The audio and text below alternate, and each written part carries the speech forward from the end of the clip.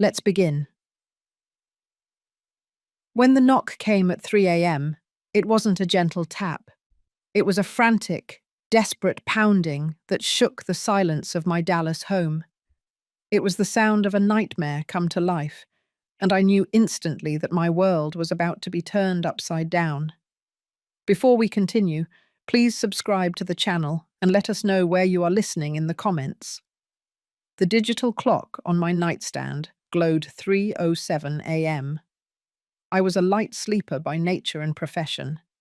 Decades as an investigative journalist had taught me that the truth often arrived in the dead of night, unwelcome and inconvenient. Still, this knock felt different. It was loud, chaotic, and laced with a terror that clawed at my chest.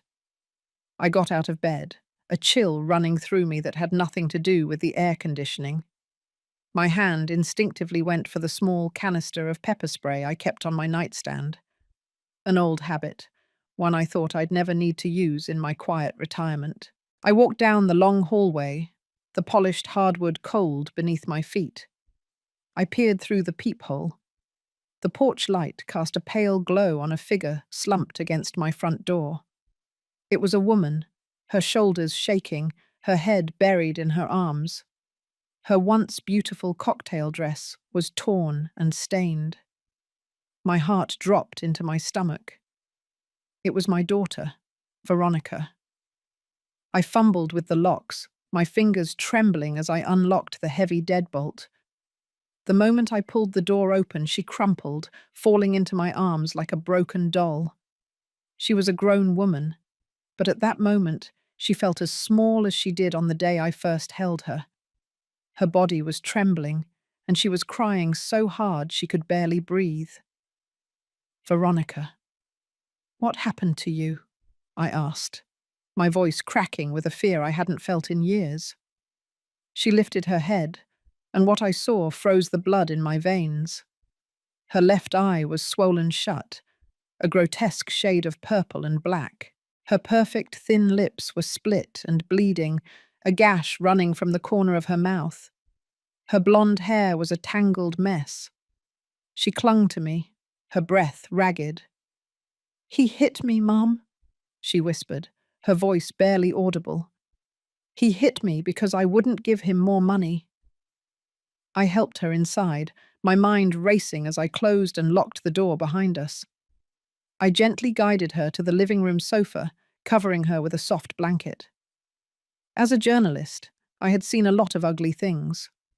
I had witnessed the aftermath of violence, interviewed victims who were shadows of their former selves. But seeing my own daughter in this state, bruised and shattered, was an entirely different kind of horror. The sight of her bruised face was a raw, visceral shock, an assault on everything I believed about safety and love. Veronica had always been my bright, sparkling girl, full of life and laughter. Now she was a frightened, fragile woman. I went to the kitchen and came back with a warm, damp cloth and the first aid kit. "Stay still, honey. Let me clean you up," I said, trying to keep my voice steady. She winced as I dabbed at the blood on her lip, but she didn't complain. "Robert. He lost everything. He lost it all playing poker," she choked out, her voice filled with a desperate, painful honesty. "He wanted more. He wanted me to give him my savings, the money you gave me for the apartment. When I said no, he got angry. He said I was selfish and that I was a coward. He said he would take it all anyway. I was so scared, Mum. I had to run here." My hands began to shake as I looked at her. I had never liked David, her husband. He was charming, handsome, and always seemed to be living beyond his means. I had voiced my concerns to Veronica many times, but she was in love. Now, my worst fears had been confirmed. The man who had promised to love and protect my daughter had brutally beaten her. As a mother, my heart was breaking. But as a journalist, a cold, calculated rage began to simmer deep inside me. I was not just a grieving mother. I was Lillian Arriaga, And I knew how to find the truth, no matter how hidden. I knew how to document every detail, how to build a case, how to make the guilty pay. I took a deep breath, pushing the emotions aside. The first step was to get evidence. I walked to my office, my mind already building a checklist. I came back with my digital camera, the one I had used for decades to capture corruption and injustice. Veronica watched me, her bruised eyes wide with a mixture of confusion and fear. "Mum, what are you doing?" she whispered. "I'm documenting, honey," I replied, my voice firm. "I'm starting to build our case." I held the camera up, the flash illuminating her bruised eye, the split lip, and the frightened look in her eyes. This wasn't just my daughter's story. It was a crime story. And I, Lillian Arriaga, would make sure it was told. After documenting Veronica's initial injuries, the journalist in me settled down to the grim business of triage. I was the mother now, not the investigator, but the two roles were quickly blurring. I helped Veronica stand, supporting her weight as we moved toward the kitchen. She was stiff, her movements jerky and pained. "We need to get you to the ER, honey," I said, pulling my car keys from the hook. "I want a doctor to look at that eye and those ribs." "No, Mum, please," Veronica pleaded, clutching my arm. "No hospitals. David, he'll know. If he sees the report, he'll know I came here." The sheer terror in her eyes was palpable. It wasn't just fear of a husband. It was fear of an abuser who controlled every shadow of her life. "He won't know," I reassured her, though I understood her panic. "I'll take you to the private clinic downtown, Dr. Mendez's office. He owes me a few favors from that city council expose I ran in '88. He'll keep the visit off the main hospital grid." That seemed to calm her slightly. The mention of Dr. Mendez and the old case gave her a fragile sense of security. It was the language of the old life, the life where I was in control. We drove in silence through the empty pre-dawn streets of Dallas. The drive was agonizingly slow, every pothole making Veronica wince and clutch her side. At the clinic, Dr. Mendez, a tired but kind man, was waiting. He examined her carefully, his face growing grim as he catalogued the extent of the damage: a severe orbital hematoma, a deeply split lip requiring sutures, and several alarming contusions across her ribcage and abdomen. "She's lucky, Lillian," he muttered later, as he wrapped Veronica's ribs. "No fractures, but he hit her hard enough to cause serious internal bruising. This is abuse, plain and simple." While Dr. Mendez finished up, I stepped into the hallway to make two crucial calls. First, I called my longtime friend, Roger Adams.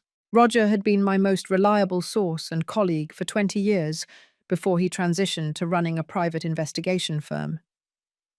"Roger, it's Lillian. I need a favor. And I need it yesterday," I said, keeping my voice low and tight. I quickly laid out the details: Veronica's arrival, David's violence, and my deep suspicion that this was about more than just a gambling debt. "I need you to dig into David's finances. Everything," I instructed. "I need his bank statements, his gambling history, and any large asset transactions over the last 6 months. And Roger, I need you to find out who he's really in debt to. This feels too clean for just a typical loan shark." Roger, a man of few words, but relentless action, simply replied, "Consider it done, Lillian. Keep your doors locked." My second call was to Ms. Sandra Williams, a sharp, no-nonsense financial and property law expert whom I had met during an investigation into white-collar crime. I explained the situation, emphasizing the financial aspect. "Ms. Williams, I believe my son-in-law is using this domestic abuse as a smokescreen," I stated clearly. "I suspect he has moved or attempted to move assets. My concern is my home and my antique collection. They are my retirement. Miss Williams' response was professional and immediate. "I'll start pulling public records immediately, Lillian. Property deeds, tax filings, and any recent notarized documents involving you or Veronica. Get me copies of every single piece of financial paper you can find on Veronica's side." When I returned to the examination room, Veronica was resting, an IV drip in her arm. I sat beside her, gently tracing the outline of her hand. Her cell phone, which I had taken from her earlier, lay on the bedside table. I picked it up, intending to turn it off, but the screen lit up with a torrent of notifications. 7 missed calls from David. Then, a chilling message popped onto the lock screen. It wasn't a threat of violence. It was a threat of ruin. "You speak to your mother, you lose everything. I already signed the papers. You think that old hag can save you? Check your account. It's empty." I felt the blood drain from my face. My breath hitched. He had emptied Veronica's personal savings. But what did he mean by signed the papers? This was the pivotal moment, the confirmation that the violence was merely the cruel preface to a much larger, more sophisticated financial betrayal. I locked the phone, but before shutting it down, I noticed one other thing: a string of encrypted texts with an unfamiliar contact, labeled only as the firm. The texts weren't about gambling. They were dates, times, and a single recurring address, the office of a high-end estate lawyer I didn't recognize. My shock instantly morphed into a cold, focused determination. David was playing a long game, a game designed to strip Veronica and me bare. My maternal rage, fueled by my investigative instincts, was now fully operational. He was not just a low-life wife-beater. He was a thief, and he was targeting everything I had worked for. He had no idea he had just picked a fight with a retired journalist who specialized in exposing the darkest secrets of Dallas's elite. I took the SIM card out of Veronica's phone, placing it in a small evidence bag. Then I sat down, pulled out my camera, and took close-up shots of the mysterious faint mark on Veronica's neck, the one that looked like a pressure bruise. I had a feeling that small, almost invisible detail was the key to unlocking the full story. I was ready to start digging. After I secured Veronica's phone and her small bag of essentials, I made arrangements for her safety. I couldn't risk leaving her alone in my house, not with David's text message ringing in my ears. I called my trusted friend and former colleague Carolyn Hayes, a retired nurse who lived in a guarded community north of the city.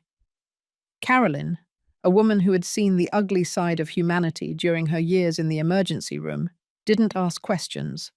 She simply said, "Bring her here, Lillian. The gate code is 4579. I drove Veronica there, the sunrise painting the Dallas skyline in bruised hues of orange and grey that seemed to mirror my daughter's face. Veronica slept most of the way, exhausted and traumatized. Before leaving her with Carolyn, I hugged her tightly and whispered, "You are safe now. I'm going to take care of everything. Just focus on healing." The moment I was back on the highway, my reporter's brain took over. I needed the full story from Veronica before David could try to silence her again. I headed straight to the downtown clinic where Dr. Mendez had given Veronica a mild sedative to help her rest. I waited for her to wake up, my laptop open, reviewing the files Roger Adams had already sent. Roger was fast. He confirmed David's gambling debts were astronomical. Not just poker. He was betting on sports futures, stock options, everything.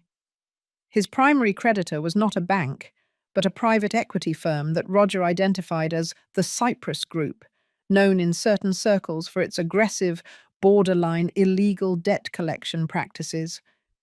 This was the entity behind the encrypted texts on Veronica's phone.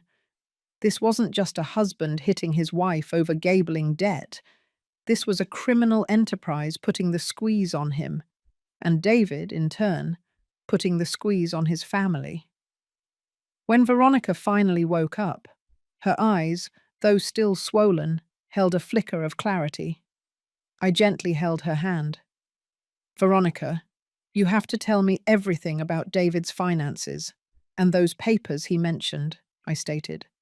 We have to know what he's done. She winced, trying to sit up. He was always pushing me to sign things, insurance papers, loan documents for his business, saying they were just standard forms.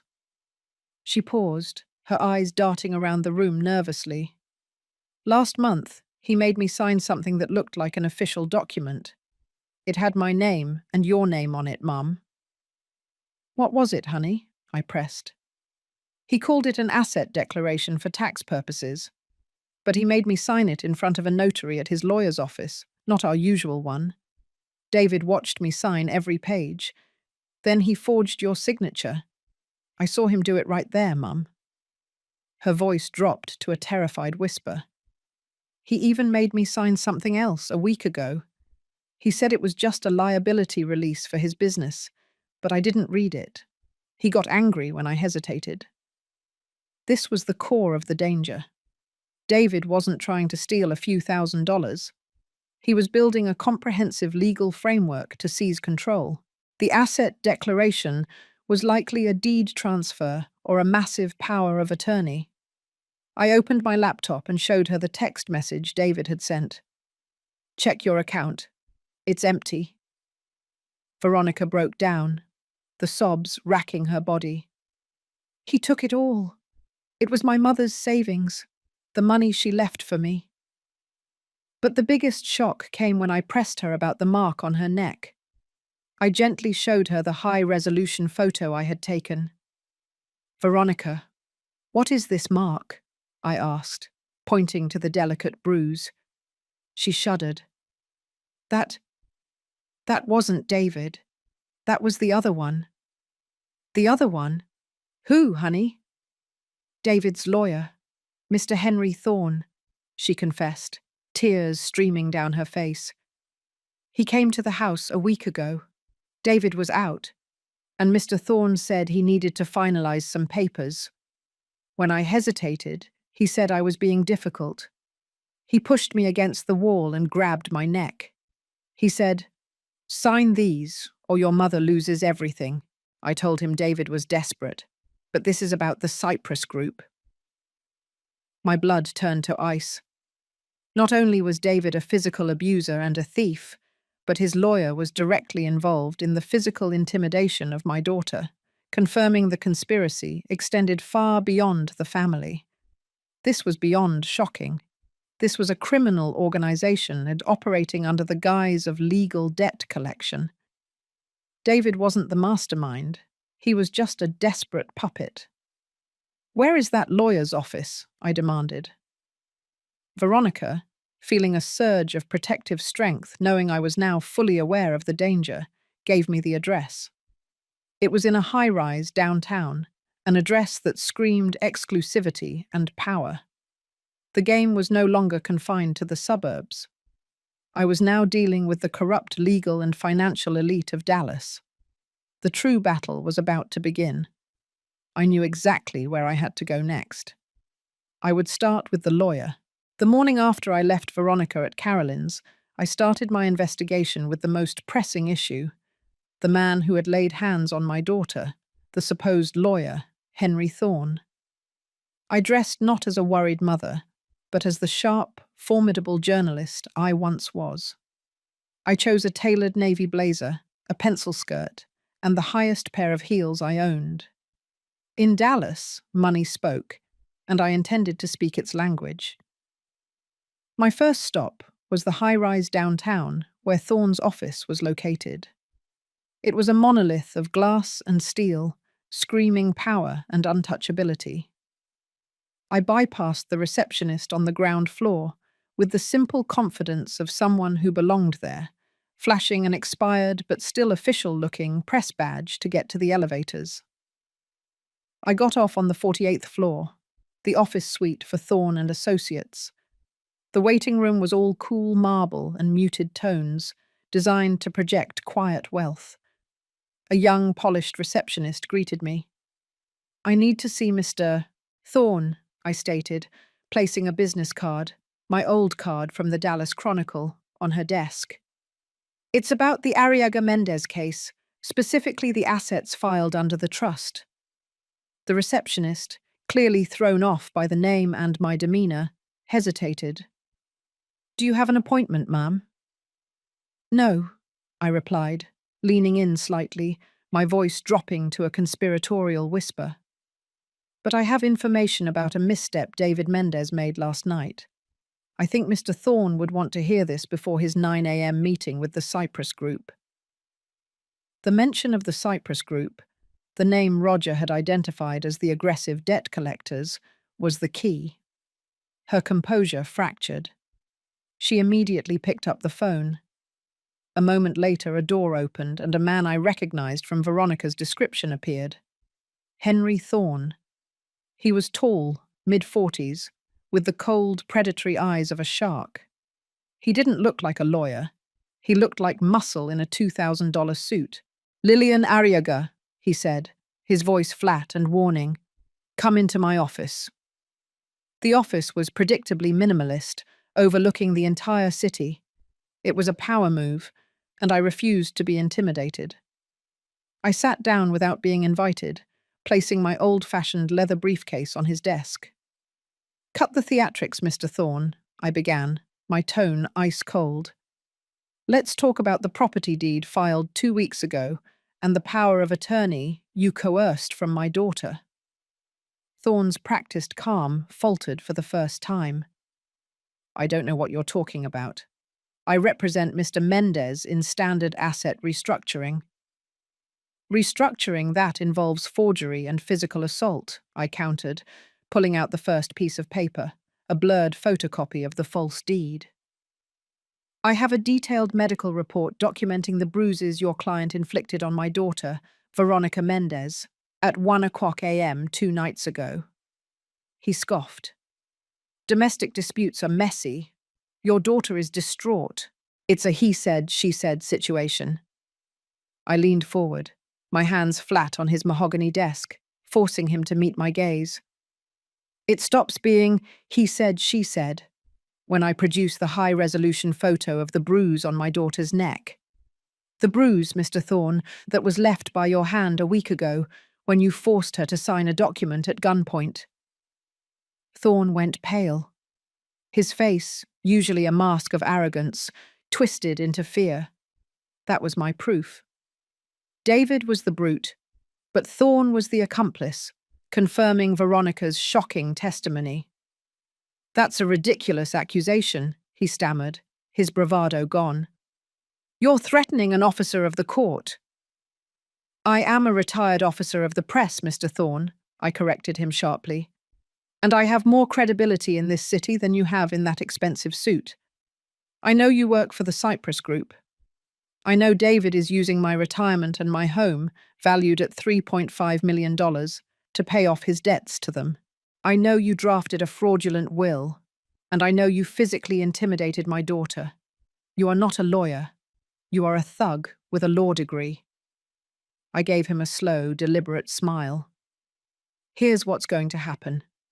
You have 24 hours to pull back every single fraudulent filing you created, including the fake power of attorney and the forged deed.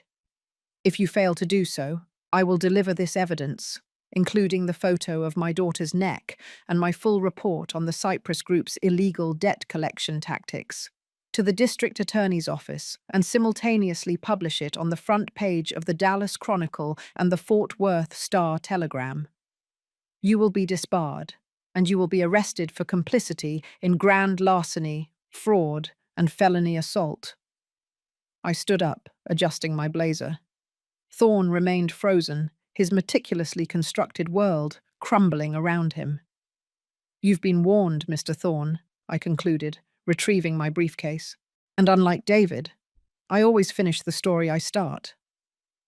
I walked out, leaving the terrified lawyer alone in his opulent office, knowing I had just delivered the first devastating blow in this complicated war. My next call was to Roger. We had to prepare for Thorne's inevitable counterattack. The clock was ticking. My conversation with Henry Thorne had done two things. It confirmed the shocking scope of the conspiracy, and it bought me exactly 24 hours. I knew a man like Thorne wouldn't instantly fold. He would panic, call David, and then call his handler at the Cyprus Group. I had kicked the hornet's nest, and now the hornets were mobilizing. I drove straight to Roger Adams's office. It was located in a discreet, anonymous building that was perfect for his line of work. Roger, a man who survived on coffee and pure adrenaline, was already waiting for me, his desk covered in printouts and handwritten notes. "The lawyer is definitely a link to Cyprus, Lillian," Roger said without preamble, pushing a file toward me. "I found a $500,000 retainer payment from a shell company linked to Cyprus made to Thorne and Associates 3 months ago. They are using David to get at your assets, not just his own debt." I nodded, my jaw tight. Thorne confessed everything with his silence. I need to move before he can undo the paper trail. "That's exactly what he's trying to do now," Roger confirmed, tapping a sheet of paper. I tracked David's movements. He's at the high-end law firm right now, meeting with a new attorney. They're preparing a countersuit, claiming Veronica is mentally unstable and that you, Lillian, are emotionally manipulating her to gain control of the assets. The audacity of the move made my blood run cold. They were going to weaponize my daughter's trauma and my age against us. "We need a preemptive strike," I said, leaning over the desk. "They're attacking our character. We'll attack their core vulnerability, the forged documents, specifically the fake power of attorney and that fraudulent will. Ms. Williams can't file a challenge without the originals, and David has those locked up," Roger pointed out. "We need to know exactly where David keeps his assets and his legal documents." "I know," I replied, pulling out the small plastic bag containing Veronica's old SIM card. Veronica mentioned David's insistence on using a specific lawyer for the tax declaration. "I think I know where the rest of the evidence is." I pulled up a grainy satellite image on Roger's screen, focusing on David and Veronica's old house. David is a creature of habit. He only trusts two things: his safe deposit box at the downtown bank, which we can't access, and his personal home safe. When I helped Veronica move out, I noticed a very specific installation in their master closet, a high-end, wall-mounted safe hidden behind a false panel. "Do you know the code?" Roger asked, already reaching for his equipment. "No," I admitted. "But David has a tell. When he's stressed, he compulsively scratches the side of his wedding band. It's a gold band, and it would leave a microscopic scratch mark near the keys he presses most often. If we can get to the safe, we might be able to find the code." This was the risky part. We needed to break into David's house, find the safe, and crack the code without him or his new lawyers knowing. It was pure cloak and dagger, and I hadn't done anything this close to illegal in 30 years. But this wasn't about a story. It was about protecting my child and my legacy. Roger looked at me, his face serious. "That house is under surveillance, Lillian. David has security cameras and a new alarm system. We can't go in blind." "We won't," I stated. "I have the perfect distraction. David has a regular poker night on Friday. He never misses it. Tonight is Thursday. We need to go in now, before he leaves his current meeting." We spent the next 2 hours meticulously planning the break-in, focusing not on brute force, but on silence and precision. Roger would handle the alarm system bypass, and I would handle the reconnaissance and, most importantly, the safe itself. My knowledge of the house layout, gained from years of visits as a mother-in-law, was our biggest asset. That afternoon, I met with Ms. Sandra Williams. I gave her everything: the photo of the neck bruise, the details of Thorne's threats, and the information on the Cyprus Group. "This is not a divorce case, Ms. Williams," I said. "This is a RICO case disguised as a family dispute. We need to file a temporary restraining order to freeze all of David's assets and prevent him from disposing of Veronica's remaining property. Ms. Williams' eyes gleamed with professional excitement. With the assault and the confirmed forgery attempt, we have grounds. I'll file the emergency motion first thing tomorrow morning, right before Thorne expects it. But Lillian, this is aggressive. It will ignite a full-scale legal war. Let it ignite, I replied, feeling a cold calm settle over me. It's time they realize they aren't dealing with a fragile old widow. They are dealing with a predator who spent a lifetime hunting them.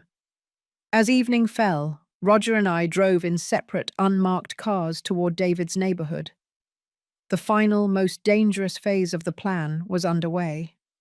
My heart pounded with the exhilaration of a reporter closing in on the scoop of a lifetime, mixed with the primal fury of a mother defending her cub. We were going in. Our target, a wall safe containing the documents that would either free us or condemn us. The suburban streets were quiet, bathed in the cool light of a half-moon. We parked 3 blocks away from David and Veronica's house, nestled behind a dense row of junipers.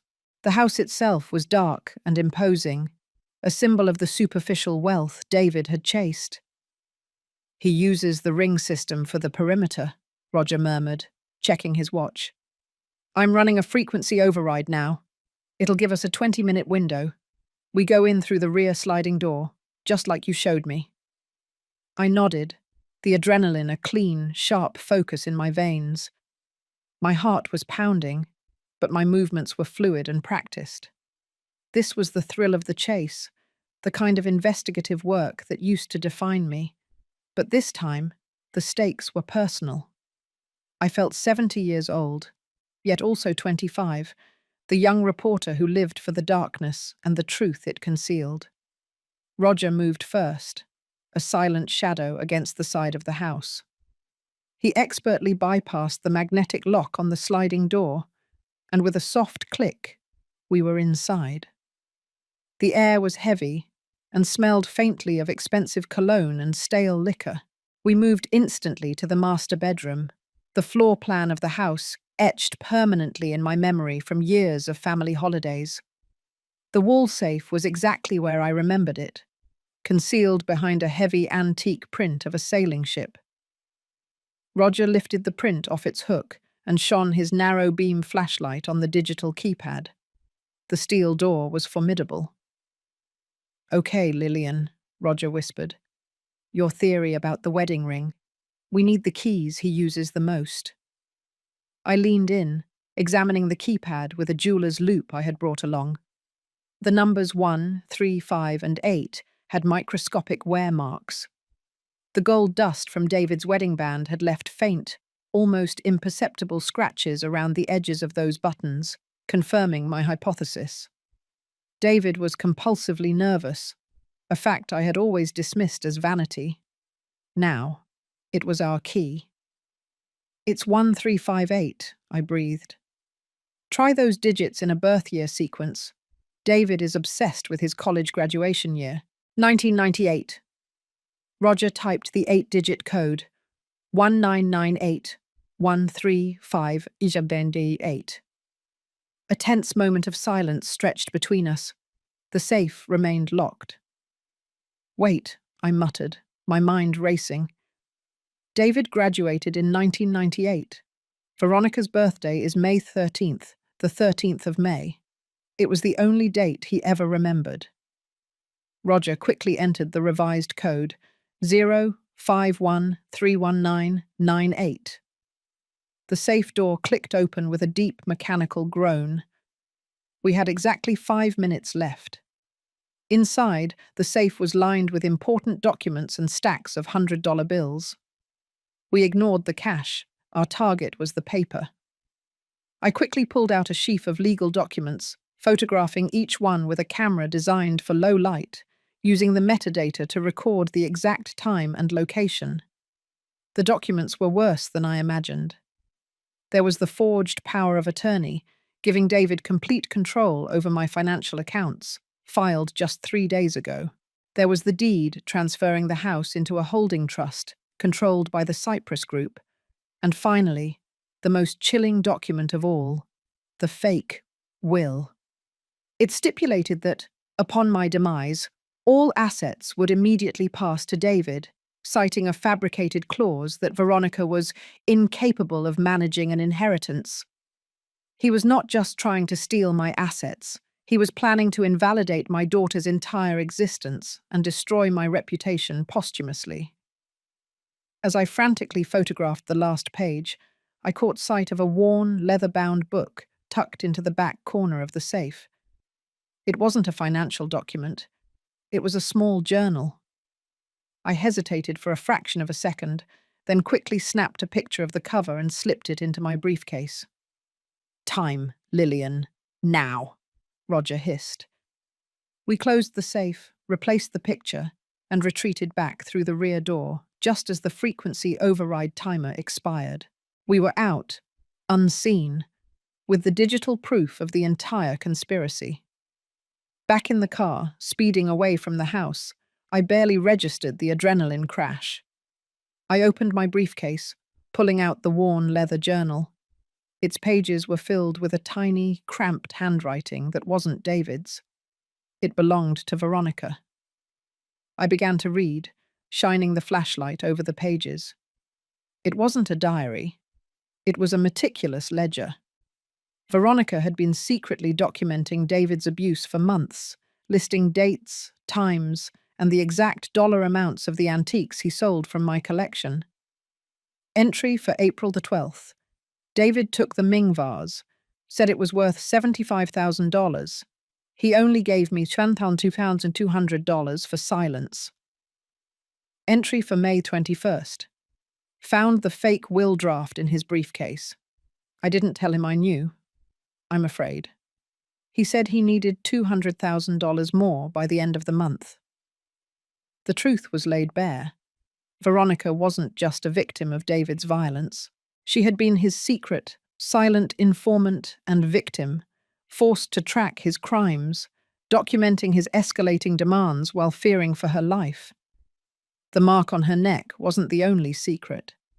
This journal was the final, devastating piece of evidence, confirming the financial plot and Veronica's tortured role in it. We had everything we needed to bring them down. My head was spinning with the gravity of the documents Roger and I had just photographed. The forged power of attorney, the fake deed, the fraudulent will, and now, Veronica's secret journal detailing the liquidation of my irreplaceable antiques. It was no longer a domestic violence case. It was a full-blown financial conspiracy reaching into the highest levels of Dallas corporate crime, involving David, the crooked lawyer Thorne, and the shadowy debt collector, the Cyprus Group. The following morning, I was seated in Ms. Sandra Williams's sleek, modern office. The energy in the room was electric, charged with the urgency of the legal war we were about to launch. Ms. Williams, a woman whose calm demeanor hid a razor-sharp legal mind, studied the photographic evidence on her massive monitor. "Lillian, this is explosive," she confirmed, tapping the image of the forged power of attorney. "This document alone is enough to file criminal charges for fraud. The fake will is the cherry on top. This moves beyond civil court and straight into the realm of organized crime." "And the neck bruise, Ms. Williams," I reminded her, placing the photo of Veronica's neck on the desk. "Physical assault by an officer of the court, Henry Thorne, to coerce a signature. That's felony intimidation. It ties Thorne directly to the violence and the fraud." "Excellent," she breathed, her professional excitement showing through. "We move now. Before Thorne can file his retaliatory suit claiming Veronica is unstable, Ms. Williams and her team worked with lightning speed. Within hours, they filed an emergency temporary restraining order, the TRO. This motion was a legal masterpiece. It didn't just target David. It named David Mendez, Henry Thorne, and the Cyprus Group as defendants. The motion cited the clear and present danger to Veronica, evidence of physical assault, and the overwhelming photographic evidence of forgery and fraudulent conveyance of assets. The core of the TRO was the immediate freeze of all assets linked to David and any trust he controlled, including the holding company he was using to manage the stolen portion of my antique collection. We moved to freeze my bank accounts too, effectively stopping David from accessing or selling anything else. The motion was served mid-afternoon. We knew the moment David and Thorne received those papers, the entire network would erupt. Just as we predicted, the counterattack was swift and vicious. Ms. Williams's phone rang barely an hour after the TRO was filed. It was a lawyer representing David, a ferocious litigator named Mr. Grant. "This is insane, Sandra," Grant bellowed over the speakerphone, his voice tight with aggression. "You're suing my client for a domestic spat. We're filing for slander and emotional distress. You've targeted an innocent man and a reputable lawyer, Henry Thorne, and the Cyprus Group will destroy you." "Your innocent man assaulted my client's daughter," Ms. Williams replied, her voice steady and calm. "Your reputable lawyer participated in the assault and forged a power of attorney to steal a $3.5 million estate. Read the evidence attached to the TRO, Grant. Every single document is notarized proof of fraud and felony. If your client doesn't immediately concede and return the stolen assets, I will personally hand this file to the federal authorities for RICO prosecution." "We're not playing divorce court here." The phone line went silent, confirming we had struck a nerve deep within their operation. That evening, I received a chilling anonymous email. It contained a picture of my house taken from the street, time-stamped just an hour earlier. The message was simple. "Stop looking for the will. Stop looking for the antiques. Go home, old woman, or you lose more than just money." The threat was clear. They knew I had been inside the house, and they were watching me. The game had just escalated from legal maneuvering to personal danger. I immediately called Roger. "They know," I told him. "They sent a threat. We need eyes on Veronica and Carolyn now." Roger assured me he had already doubled the passive surveillance on Carolyn's property. "They're safe," he insisted. "But Lillian, this is the most dangerous phase. They are panicked, desperate men." I knew he was right. Panic leads to mistakes, but it also leads to violence.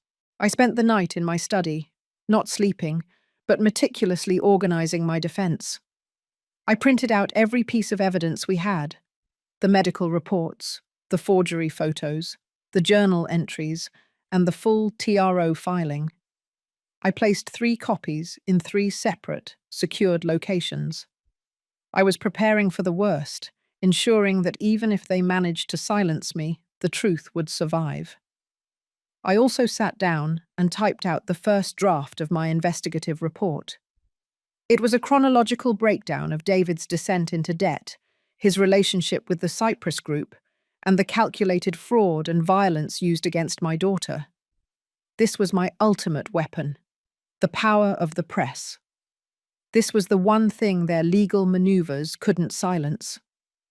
My plan was to use this report to socialize the revenge, making David's crimes too public and too toxic for even his expensive lawyers to handle. I was not just fighting for justice. I was fighting to expose the truth to the entire community. My plan was now a precision strike: legal in the morning, strategic in the afternoon. The emergency temporary restraining order had frozen David's ability to sell or access my assets, but it hadn't prevented him from talking. I knew the moment that TRO hit the court docket, David would be furious, desperate, and most importantly, ready to move the last remaining pieces of evidence. The problem was Veronica's journal. While it was damning proof of David's crimes, it also exposed Veronica's participation, however coerced, in selling off the antiques. I couldn't use it in court without risking my daughter facing unnecessary scrutiny or even charges. My revenge had to be surgical. It had to target David and his associates while protecting Veronica completely. I called Ms. Williams. "The journal stays out of the official filing for now," I instructed. "But we need an airtight plan to get Veronica to a safe space where she can detox from David's psychological manipulation and begin to heal.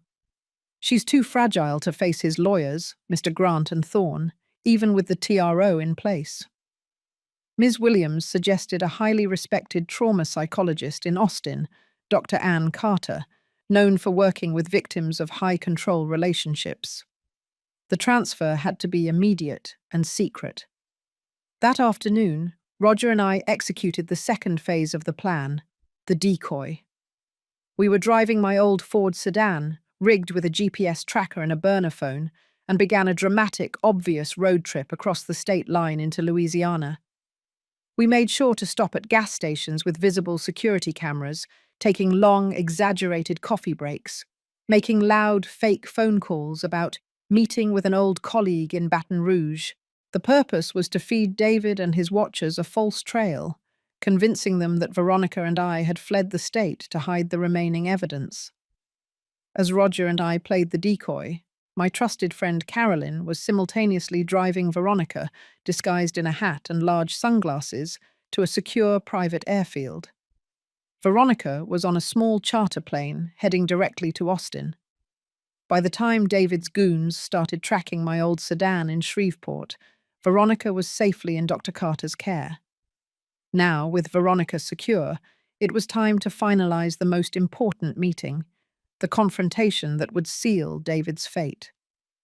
I knew David was under immense pressure.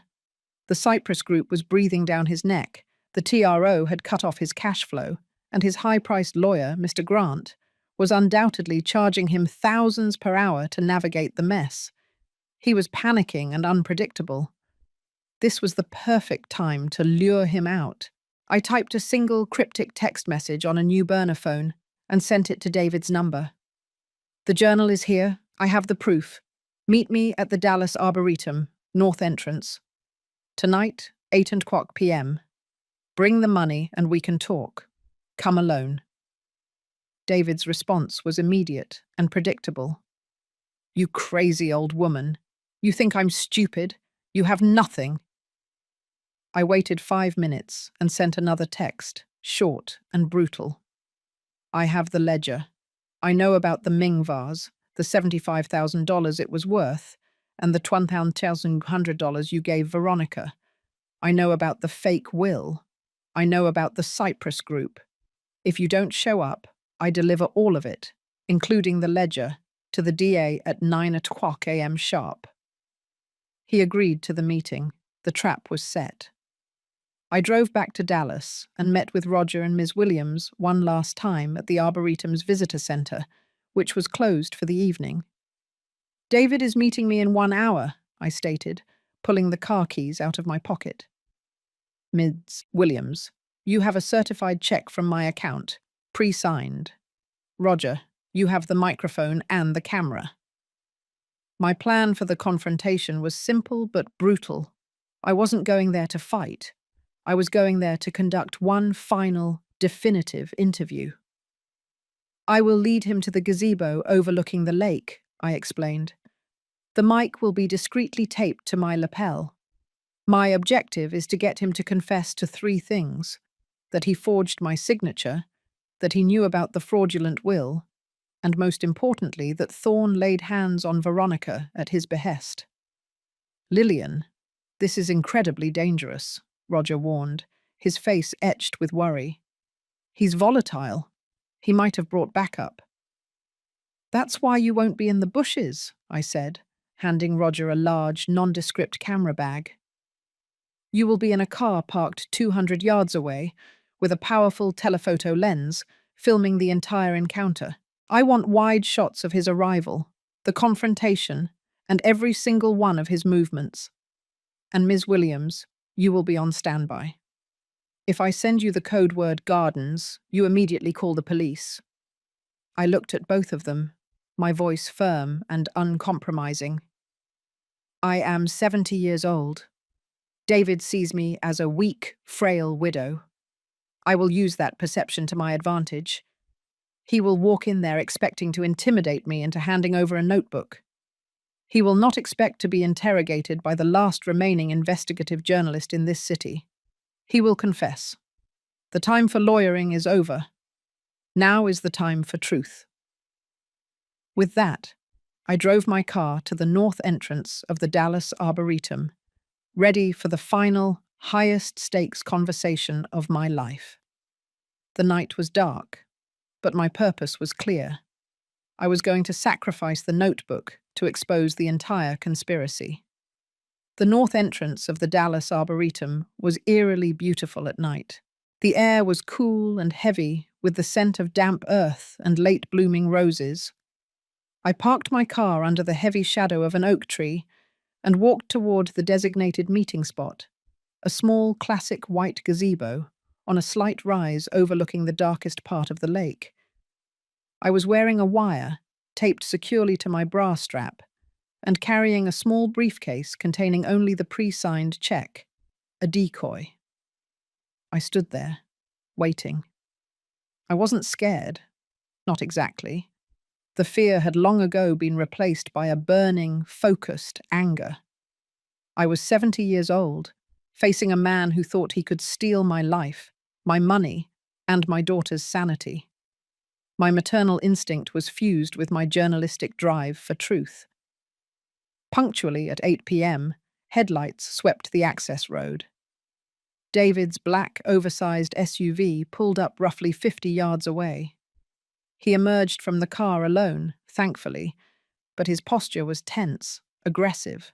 He was wearing a dark jacket, not a suit, suggesting he was ready for a confrontation, not a negotiation. He strode toward me, his face a mask of furious self-pity. "You really think you can play these games, Lillian?" he hissed, stopping a few feet away from the gazebo, keeping his distance. "You think that pathetic restraining order means anything? You're a delusional old woman. Where is the journal?" I didn't flinch. I let him rage for a moment, letting the microphone capture the sheer hostility in his voice. "You're late, David," I replied, my voice calm, almost clinical. "And you came empty-handed. I asked you to bring the money." "There is no money! You froze everything, you witch!" he shouted, taking a threatening step closer. "You're going to hand me that journal right now, or I swear to God you'll regret ever interfering." I opened my briefcase slowly, pulling out the certified check. It was clearly marked for $2 million, the approximate remaining value of my antique collection.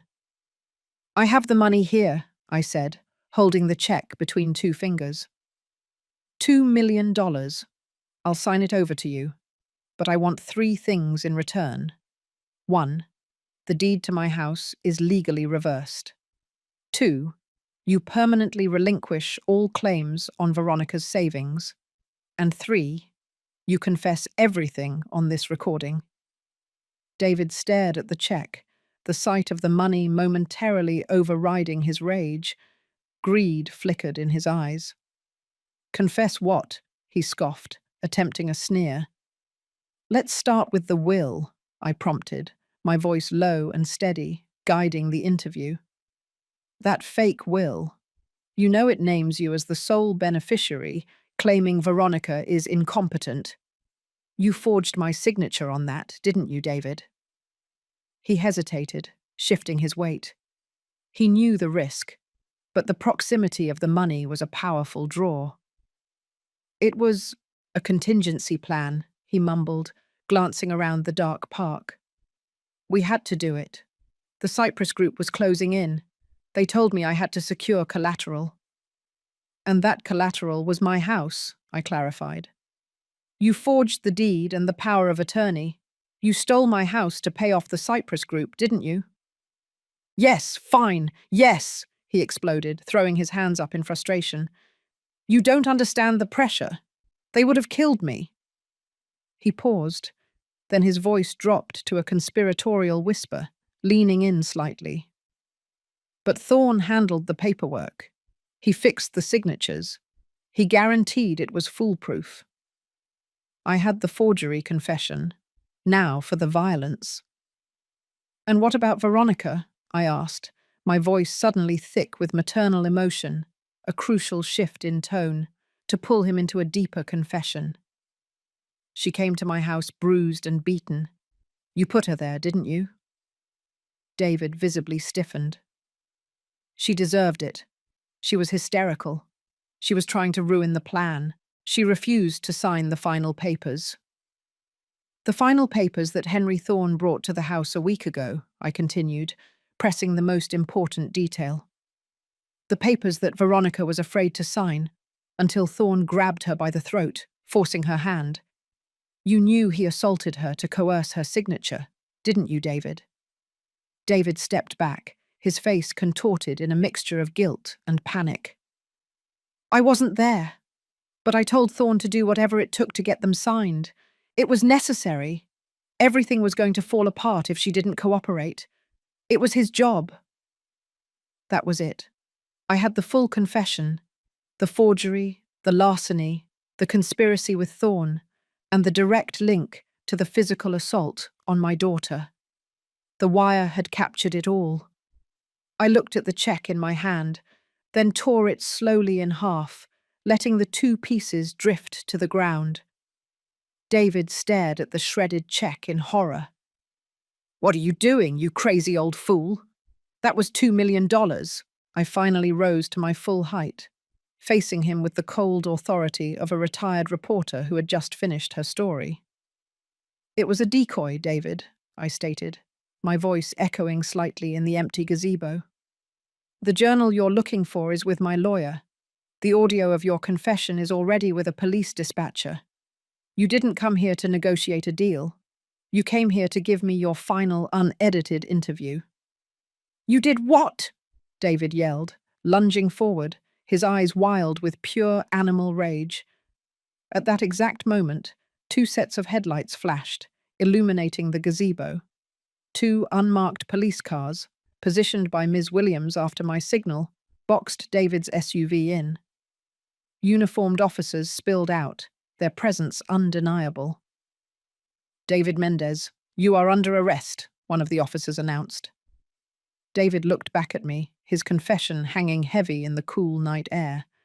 His betrayal was complete, and my vengeance was now in the hands of the law. The arrest of David Mendez at the Arboretum was the climax of the first half of my war, but the fallout was just beginning.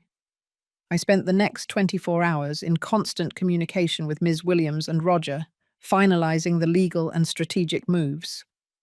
Ms. Williams immediately moved to secure an indictment against David on multiple felony counts: grand larceny, fraud, forgery, and conspiracy to commit aggravated assault, based on his confession and the evidence against Henry Thorne. The audio recording from the wire was the golden key. It was irrefutable, his voice sealing his own fate. The hardest task was extracting Henry Thorne, the crooked lawyer, from the clutches of the Cyprus Group. Thorne was a valuable asset to them, a shield of legality. Ms. Williams filed a separate civil suit against Thorne and his associates, specifically citing the assault on Veronica, attaching the sworn affidavit from Dr. Mendez regarding the bruises and the photographic evidence of the choke mark. When the judge reviewed the evidence, the physical violence linked to the fraudulent legal transaction, he ordered Thorne to be detained for questioning and his professional assets frozen. It was a massive public blow to the white-collar community in Dallas. With David behind bars and Thorne temporarily neutralized, the legal battlefield was secure. Now, it was time to address the true damage and launch the emotional counterattack. I drove the 6 hours to Austin to see Veronica.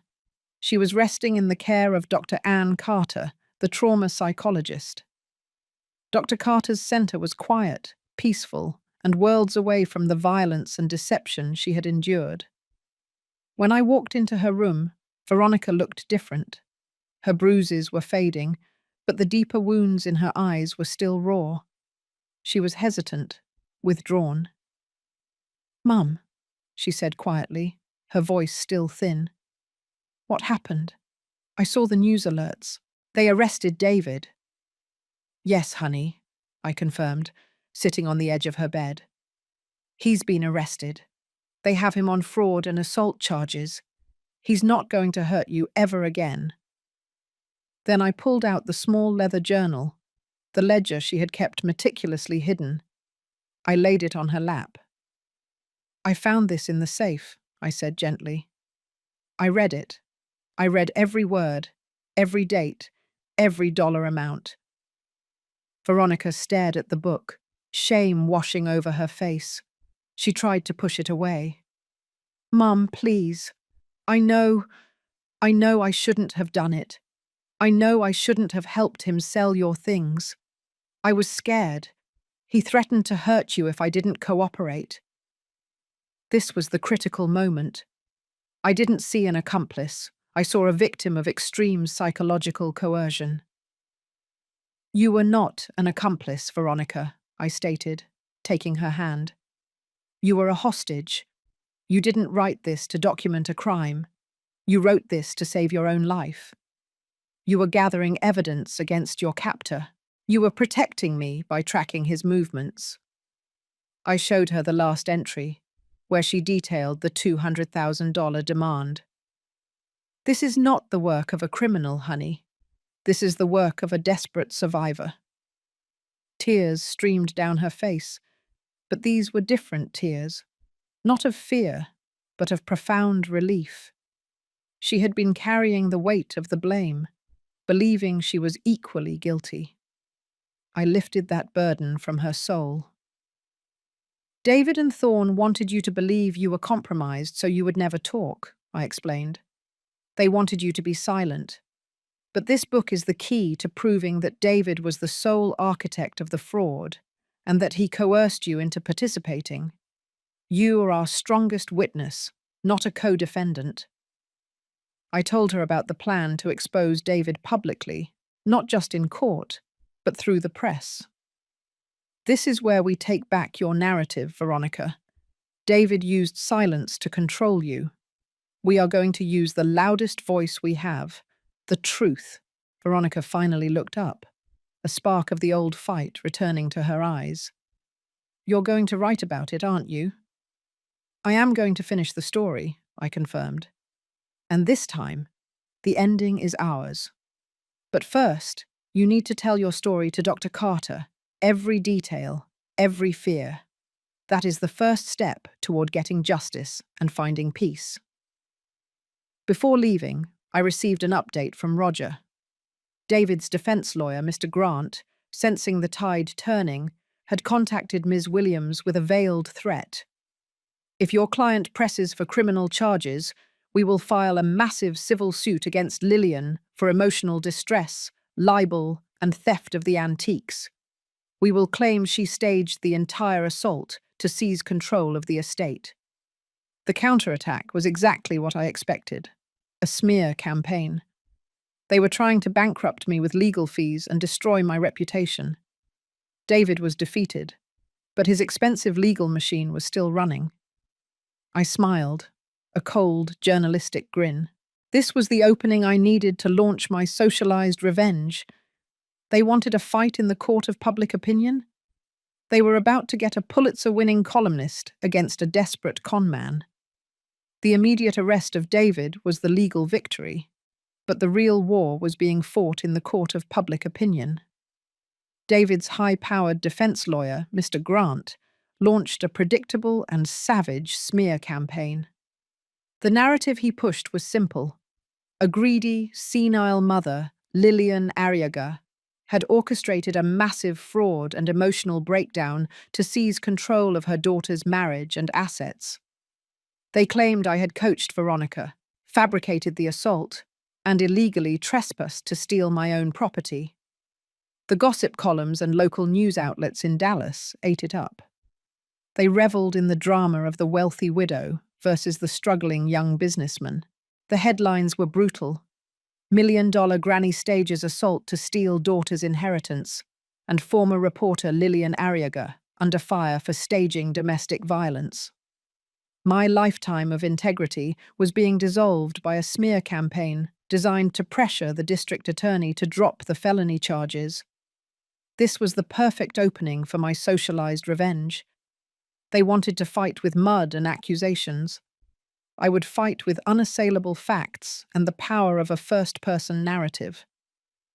I called my former editor at the Dallas Chronicle, a sharp-witted woman named Maureen Riley. Maureen had been my fierce colleague for decades, and she understood the power of a well-placed, deeply researched truth. I drove to the Chronicle offices and laid out the entire case file on her desk.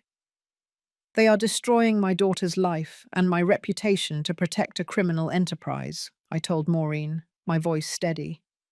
"They want the public to believe I am a liar. I have the audio confession, the medical reports, the forgery documents, and Veronica's handwritten journal." I didn't ask her to print a story. I told her I was ready to print my story. Over the next 48 hours, I worked with Maureen and a small, trusted team of editors, reviewing and polishing my investigative report. It wasn't just a legal brief, it was a devastating exposé titled "The $5.5 million Bet: How My Son-in-Law and a Crooked Lawyer Tried to Bury Me." The report was a journalistic masterpiece, cold and factual, detailing every step of the conspiracy. 1. The debt, David Mendez's six-figure gambling losses, and his immediate pressure from the Cyprus Group. 2. The fraud, photographic proof of the forged power of attorney and the fake will, meticulously compared with genuine documents. 3. The physical coercion, the documented assault on Veronica by Henry Thorne to coerce her signature, linking the white-collar crime directly to street violence. 4. The confession, key excerpts from the audio recording at the Arboretum, where David explicitly confessed to the forgery and to ordering the assault. The Dallas Chronicle ran the story as their lead front-page article on Sunday morning, complete with a large, high-resolution photo of Veronica's bruised eye, alongside a mugshot of David and a professional headshot of Henry Thorne. The effect was instantaneous and explosive.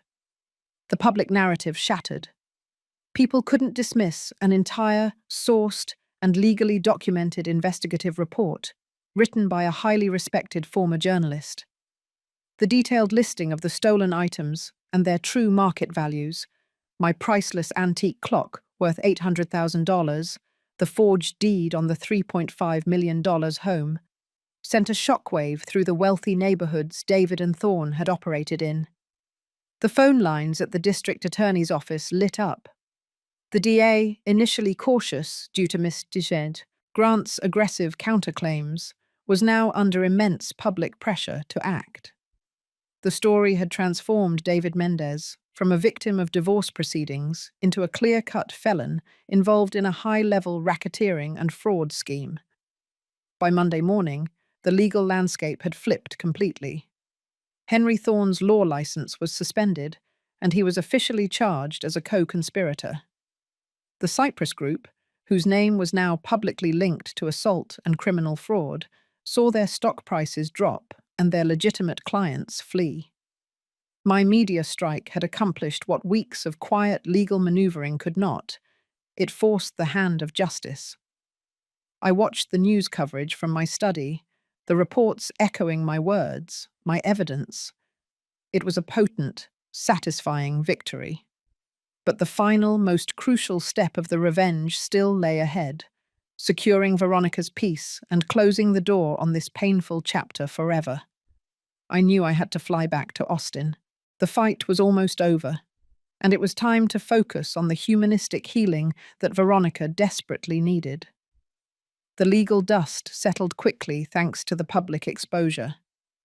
The pressure from the DA's office, fueled by the Chronicle's report, forced David's lawyer, Mr. Grant, to realize the case was indefensible. David Mendez was quickly arraigned on felony charges. Henry Thorne was disbarred and faced charges as well. The fraudulent power of attorney and the fake deed were officially voided, and the emergency restraining order transitioned into a permanent freeze on all David's assets, ensuring he couldn't touch a dime of mine or Veronica's. I flew back to Austin to see Veronica. The war was won, but the healing had to begin. Veronica met me not in her room, but in Dr. Carter's sunny garden, a peaceful space filled with the scent of jasmine. She looked stronger, lighter. The physical bruises were gone, replaced by a clarity in her eyes I hadn't seen in years. "David called," she told me, her voice surprisingly steady. "He called from jail. He said I was a traitor. He said he was going to ruin my life when he got out." I sat beside her on the stone bench. "And what did you tell him, honey?" "I didn't argue," she replied, shaking her head slightly. "I told him that he had already ruined my life, but I was the one who was rebuilding it. I told him that I testified to the grand jury and that I was finally free. Then I hung up. It was a small act, but it was a monumental victory. The psychological break was complete. She wasn't seeking his approval or fearing his retaliation. She was simply stating her truth. We spent the afternoon talking, not about the money or the legal battle, but about her future. She was still struggling with the shame of having helped him sell my antiques, even under coercion. "I need to fix this, Mum," she insisted, her eyes sincere. "The money for the clock and the vase, I want to use the settlement from David's sale of those items, the money they recover, and put it towards something that actually helps people." I looked at my daughter, seeing the journalist in her for the first time, the desire to turn pain into purpose. "We will," I agreed. "We will set up the Arriaga Family Foundation. We'll focus on legal aid and psychological counseling for victims of financial abuse and domestic violence." The final legal chapter closed quietly a month later. David and Thorne, facing decades in prison, pleaded guilty to lesser charges of grand larceny and fraud in exchange for reduced sentences and agreeing to full restitution. Justice was served, not with vengeance but with consequences. The true resolution, however, was in the relationship between Veronica and me. We decided that the house, the physical symbol of the trauma and the theft, needed to go. It carried too many shadows. We sold the house for its fair market value and divided the proceeds. With the settlement money, we didn't just rebuild our bank accounts, we rebuilt our connection. We took a trip, just the two of us, to the coast of Maine, a place we hadn't visited since my husband died. We sat on the beach, watching the waves, the vastness of the ocean washing away the close, claustrophobic fear we had lived under. "You saved me, Mum," Veronica whispered, leaning her head on my shoulder. "We saved us, honey," I corrected her gently. The real revenge wasn't seeing David in handcuffs. The real revenge was watching you realize that your voice is stronger than his violence, and your future is brighter than his prison cell. My story, the one that started with a frantic knock at 3 a.m., became more than just a newspaper article. It became the foundation of the Arriaga Family Foundation, a non-profit dedicated to turning private pain into public protection. I may have retired from chasing corruption for the Chronicle, but my investigative work had found its most important subject yet: the strength of a mother's love and the unbreakable will to choose justice over despair. We lost a son-in-law and some antiques, but we gained back our lives, whole and healed. The darkness is always real, but so is the light you carry.